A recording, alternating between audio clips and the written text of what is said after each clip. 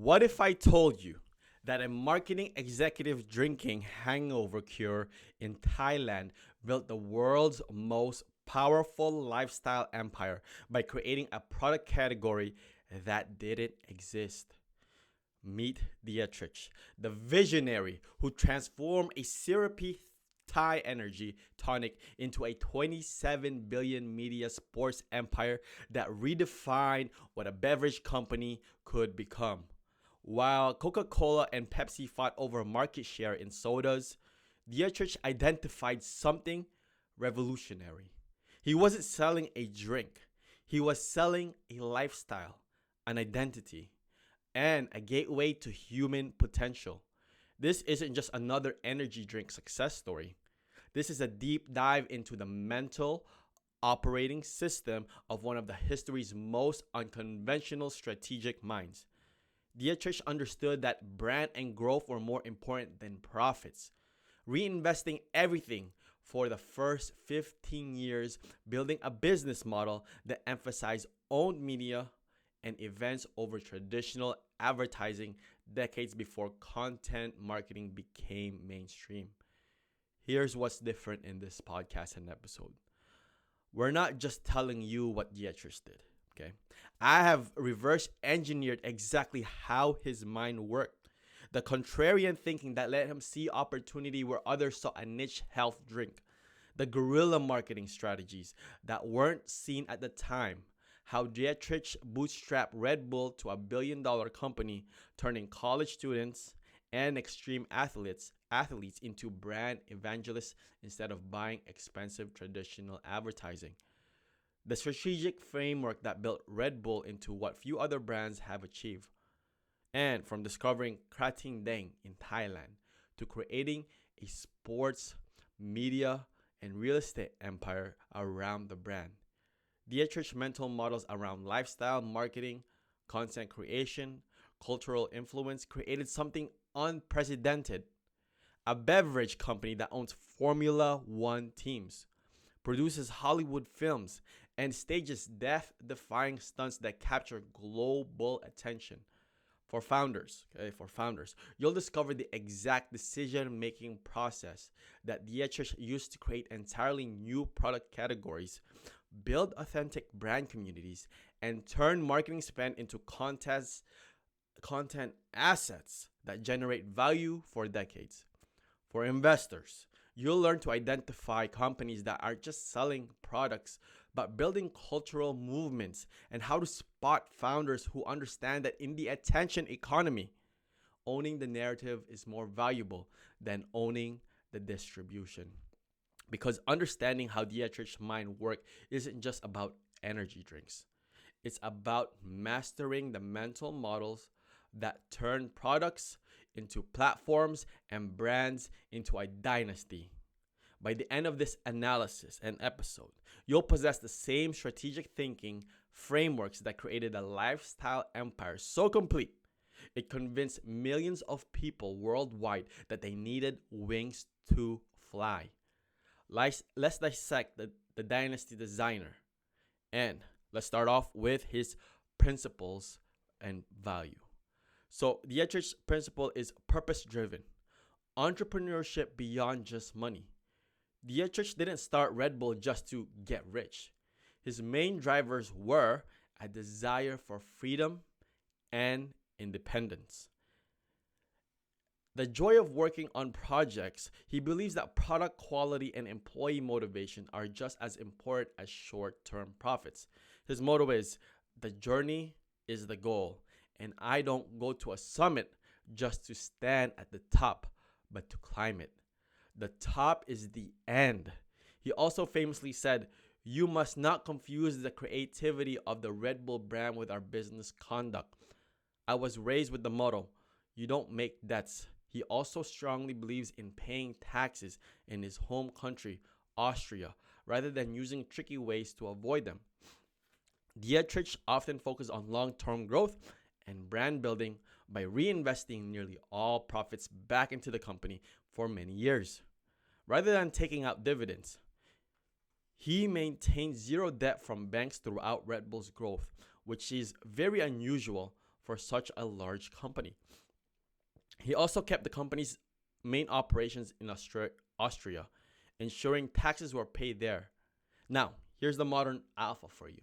Today, investors and founders can spot this pattern by looking for companies whose leaders talk about a mission or purpose beyond just making money.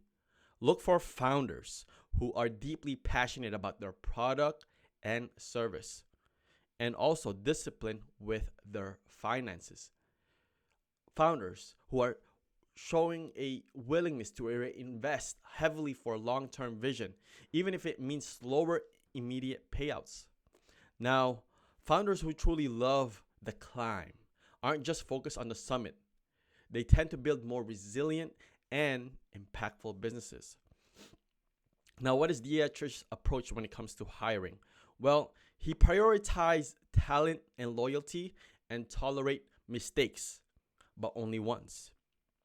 Dietrich sought out the best people, even if they had controversial past. If he believed they were the best at what they did, he also fostered a culture where employees could make a mistake, but only once. He rewarded long-serving employees generously and showed them deep loyalty for those who helped them. Historical example was when Dietrich hired Dr. Byrne, a top performance diagnostician. Despite Pansel's past involvement in state doping in East Germany, Dietrich famously called the water under the bridge. He also supported his early employees through personal crises, like paying salary for a long-serving employee who was too ill to work.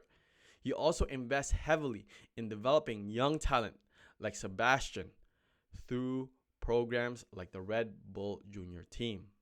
Now, how does this apply to you? Well, when evaluating a company or founder, observe if they attract top talent, even if unconventional, and how they handle mistakes.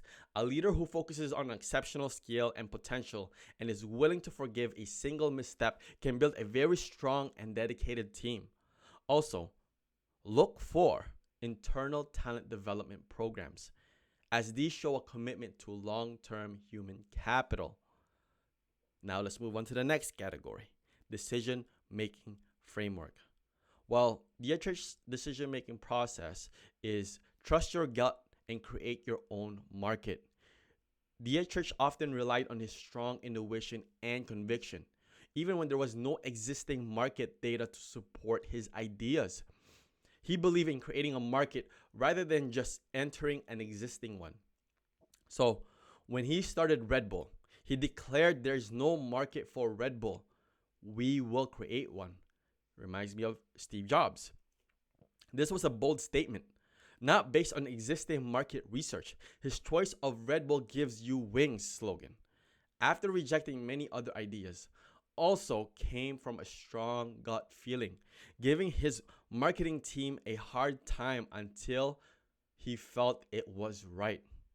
Now, how does this apply to you if you're an investor and founder? Well, this means daring to challenge existing market assumptions and being willing to forge a new path if you truly believe in your vision.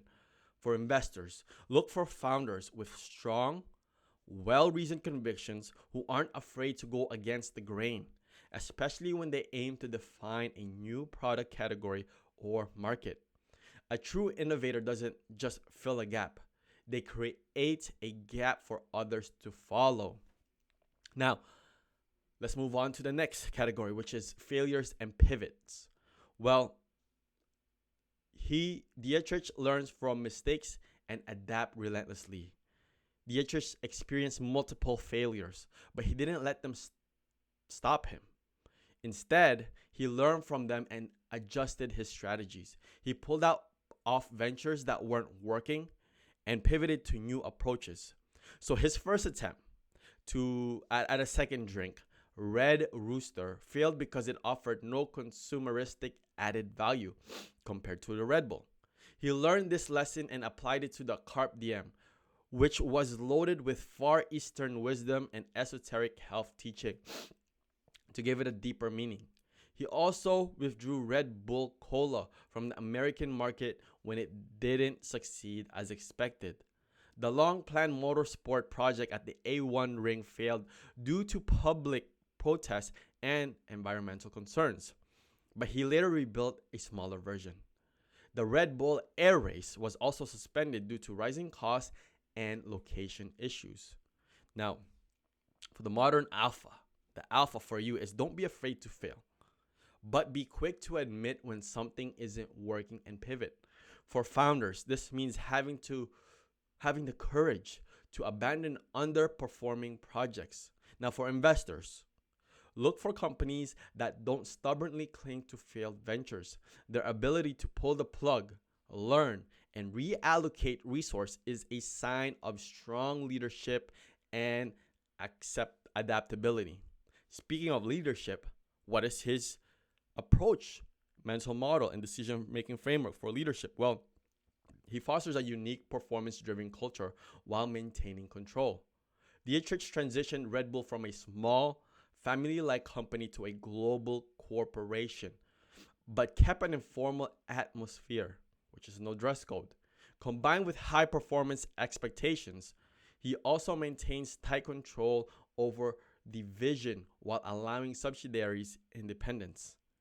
Now, while Red Bull grew, its internal culture shifted from "we were Red Bull family" feel to a more structured corporate environment with strict financial controls. However, casual dress codes remained and high salaries and company cars rewarded employees. Dietrich himself is described as an alpha animal who is very critical but also fair and listens well, even if he prefers to appear hands off to the public. Now, the alpha for you is founders should strive to define a unique company culture that balances informality with high performance. Look for leaders who are involved enough to ensure quality and vision, which is the quality control that Dietrich calls it, but also empower their teams.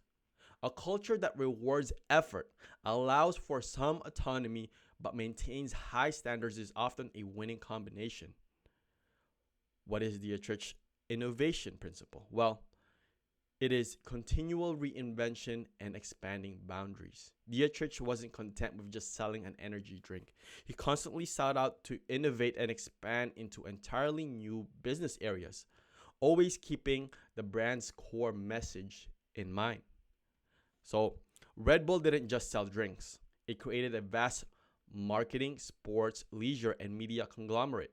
This included entering Formula One, football, ice hockey, and media ventures like Service TV and various magazines. His ideas extended to unique events, from paper plane championship to Red Bull Air Race. Now, the modern alpha for you is companies that succeed long term rarely stand still. Founders should constantly look for ways to redefine their industry or expand their brand's presence into new related areas. Investors should seek out companies with a demonstrated history of exploring new avenues, even if some don't pan out. Innovation isn't just about the product, it's about the business model and the brand's reach. Now, let's move on to a very important part, the financial strategy. His strategy is financial prudence and self sufficiency. Dietrich ran his company without bank debt, reinvesting profits for growth and prioritizing strong financial health above all else. He rejected the idea of using lots of borrowed money and stating that Red Bull only spends what it has already earned. So, the Red Bull financed all its international expansions and major investments solely with its own money. In its early years, there were no dividend payouts. All earnings were poured back into growth. That's 15 years, okay? 15 years of no dividend payouts. The company's equity ratio was consistently very high, over 65%. Now, the alpha is this is a huge alpha for investors. Look for companies with exceptionally strong balance sheets, minimal or no debt, and a clear strategy for self-funded growth. This financial discipline provides immense resilience during tough times and allows for aggressive, unconstrained expansion when the opportunities arise. Founders, If you're a founder, you should prioritize profitability and cash flow to maintain independence and control. Now, let's move on to his networking and partnership decision making framework and mental model. If you haven't already, I need you to subscribe. Hit the subscribe. Now, let's move on, and it's called the Build Long-Term Trust-Based Relationship. Dietrich cultivated deep, loyal relationships with key partners and friends, even without formal written contracts in some cases. He also showed loyalty to those who had helped him in the past. His production partner with Rauch, started with a handshake and continued for decades without a formal written contract. He also maintained a strong friendships and business ties with figures like Formula One driver Gerard, football legend Franz Beckenbauer, and entrepreneur like Heinz Kinnegadner, who became partners in various ventures or causes. Now, your modern alpha is any business. Trust long-term relationships can be more valuable than strict contracts. Founders should invest time in building genuine connections with suppliers, distributors, and advisors. Now, investors should look for companies with a stable ecosystem of partners, as this indicates strong, reliable relationships that can weather challenges. Now, for scaling, Dietrich scaled this beast. He is a powerhouse when it comes to scaling, so pay attention to this one. He is the master of marketing and outsourced non-core activities. So, Red Bull outsourced all its production and distribution, allowing it to focus entirely on marketing and sales, which it considered its core strength. This lean model enabled rapid global scaling. Now, Red Bull doesn't own factories or delivery trucks. Instead, it works with partners like Rauch for production and various transport companies for delivery. This allowed Red Bull to focus almost a third of its massive revenue on marketing and brand building. They tested their marketing concept in smaller Austria before going global. Now, for founders, identify your true core competence and ruthlessly outsource everything else. If you're building a brand like Red Bull, your production might be in your marketing and product design, not manufacturing. For investors, companies with lean operational structures and strong focus on their unique value proposition can scale much faster and more efficiently. Now, branding and positioning. Dietrich's take was own a bold, unique image and defend it. Red Bull created a high-end product that wasn't just a drink, but a lifestyle and an efficiency product. They embraced unconventional marketing, controversies, and refused to water down their brand with licensed merchandise. They also insisted on renaming any acquired sports team with Red Bull name. Now, the slogan, Red Bull gives you wings, and the quirky comic ads immediately set them apart. They became synonymous with extreme sports, associating with adventure and high performance. They even allowed rumors about their ingredients to circulate, believing the most dangerous thing for branded product is little interest. They refused to allow their logo on other products like chewing gum or underwear to maintain exclusivity. Now, the modern alpha for you is don't be afraid to be different.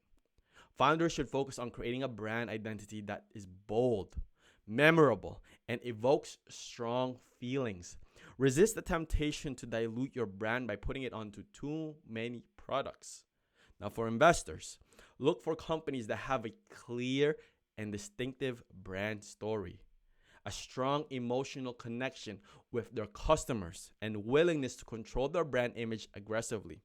Now, how did Dietrich acquire customers? Well, it was experience-driven marketing and cultivating an identity. Now, Red Bull didn't just sell a drink. It sold an experience and lifestyle, becoming a part of the youth and leisure culture. They achieved customer loyalty through creating identification with the brand. Now, the early acquisition involved giving away free cans and targeting bars for mixed drinks to create a buzz. Their massive investment in sponsoring extreme sports events and athletes put their brand directly into exciting, high energy context that resonated with their target audience.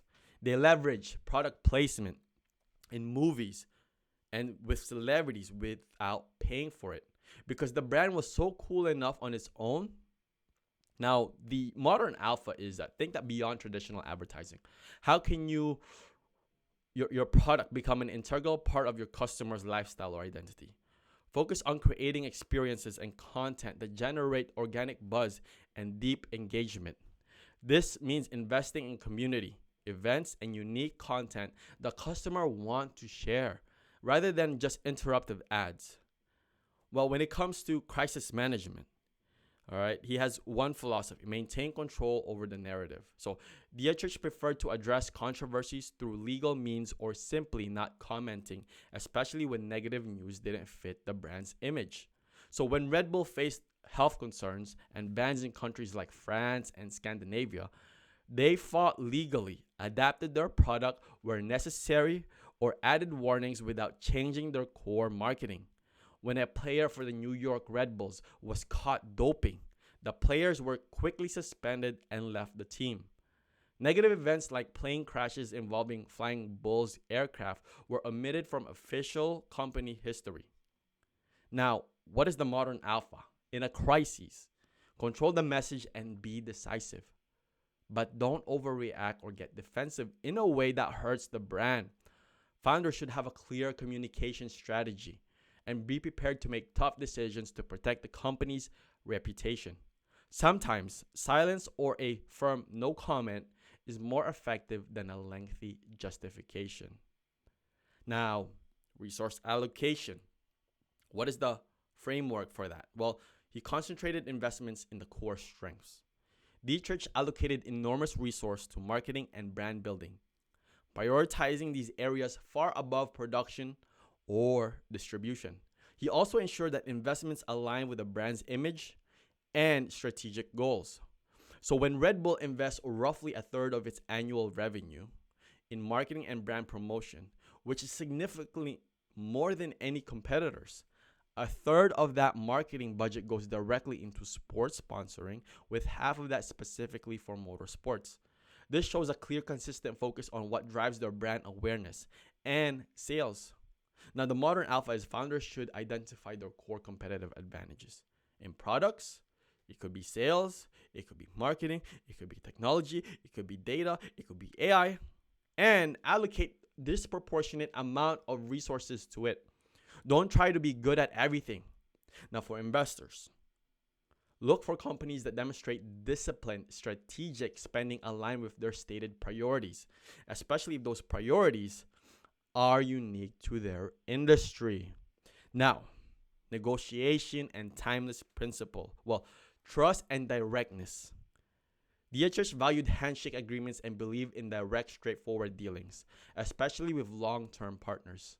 The long-standing multi-billion euro production agreement with Rauch reportedly existed for years without written contract, based solely on a handshake. Dietrich himself said, "Our view of doing business is not about taking advantage of each other. You can also succeed through performance and straightforwardness. That works." Now, the alpha here is that while legal documents are essential, foster a culture where a person's word and reputation are highly valued, and Warren Buffett talks about this. Now, listen, for founders, being known as fair and reliable can open doors and create loyalty. For investors, observing how a founder negotiates and maintains relationships with key partners can reveal a lot about their long-term integrity and stability. How did Dietrich manage his time? Well, he focused on strategic oversight and personal passions. Dietrich claimed to work 3-day week with the philosophy that if he had to go to the office on Friday, he did something wrong earlier in the week. This implies a focus on big picture strategy and empowering his team to handle daily operations, freeing him from personal interests. So while he might have worked more than 3 days, The philosophy allowed him to dedicate time to his passions like flying and motorsports, which also became key marketing tools for Red Bull. He also dedicates significant time to his philanthropic endeavors like Wings for Life and the PMU. He even personally supervised preparations for major events like Sebastian Vettel's welcome in Hangar 7. The modern alpha for you is that founders should prioritize high leverage activities and strategic thinking over getting bogged down in a daily task. Protecting time for reflection, personal development, and pursuing passions can lead to innovate ideas and prevent burnout. Now, for investors, a founder who can effectively delegate and focus on vision while also having external interests that inform their business may be more sustainable. Now, what is Dietrich's personal habits, mindset? Well, he combined unconventionality with core values and self-discipline. Dietrich presents as a casual, independent thinker who embraces risk, yet he also deeply conservative in his principles of honesty, loyalty, and financial discipline. He maintains his fitness through rigorous exercise, not out of ambition, but to enjoy his adventurous lifestyle. Now, his signature look 3-day beard, jeans, and hands in the pocket projected an unconventional image. Yet he strictly guarded his private life and held firm to old-fashioned values like handshake deals. His intense personal fitness routine allowed him to participate in demanding sports and activities, which directly fed into the Red Bull brand image. Now, the alpha for you is a founder's personal habits can directly impact their business. Look for leaders who embody values of their brand, whether that's through fitness, adventure, intellectual curiosity, and this authenticity resonates with customers and employees. Their self-discipline, even if it's for personal reasons, often spills over into their business operation. Now, what was Dietrich's information diet? Well, he sought out non-obvious insights and expertise. Dietrich was able to spot opportunities by looking beyond the obvious and actively seeking information from various sources. He valued top expertise, even if it came from controversial backgrounds. Now, he found the idea for an energy drink not through traditional market research, but by reading a quirky article in Newsweek about top Japanese taxpayers, which led him to learn about Lipovitan. He then actively tasted various energy drinks to understand their effects. He brought in external experts like former ORF managers for his media ventures. Now, the alpha for you is encourage an information diet that includes diverse and unexpected sources. Charlie Munger talks about this. Founders should actively seek out insights from adjacent industries, unconventional publications, or even informal conversations, rather than just industry reports. Now, for investors, a founder who demonstrates curiosity and a willingness to learn from unexpected places can be a powerful signal. Now, how did Dietrich use technology and adopt it? Well, first, before I tell you, you need to subscribe, okay? Subscribe right now if you haven't already. Hit the bell. Now, Dietrich embraced emerging technologies as marketing platforms. Red Bull was quick to see potential of new media technologies, not just for content delivery, but as ways to promote their brand and interact with consumers. Red Bull TV first launched as mobile phone TV. All right. Then, recognizing the shift towards mobile consumption, they also integrated multimedia and interactive elements into their Hangar 7 menus. Now, for founders should always be asking how can new technology serve as an innovative platform for our brand or products rather than just a feature. This goes beyond simply having a website or social media. It means understanding the deeper shifts in consumer behavior driven by technology and using them to create unique engagement. Now, the last principle, last mental model, which is the legacy and exit. Build a sustainable company that can outlive its founder. While Dietrich has a strong personal connection to Red Bull. He has put structures in place, like the board of directors and potential succession plan involving his son, to ensure that the company's long term future without him.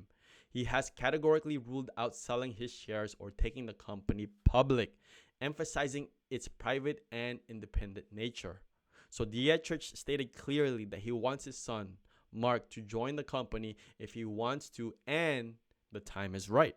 After his studies indicating a desire for family involvement in the future. He also established a board of directors to manage the company's operations, even though he doesn't formally need one as a private company. His philanthropic foundations, such as Wings for Life, are also a significant part of his legacy, showing a commitment beyond business success. Now, the alpha for you as founders should consider their legacy from day one, building a company that can thrive beyond your direct involvement, whether through strong management, family succession, or a clear vision, creates lasting value. Now, for investors, understanding the founder's long term vision for the company's existence, not just their exit, can indicate a more stable and ultimately more valuable investment. And there you go. Dietrich's mental models, decision making frameworks, and lots of categories. Now, if you haven't already, subscribe, comment down below, and more importantly, there's a video that I think you will enjoy. It's about Steve Jobs, his strategies, his principles, and click somewhere on the screen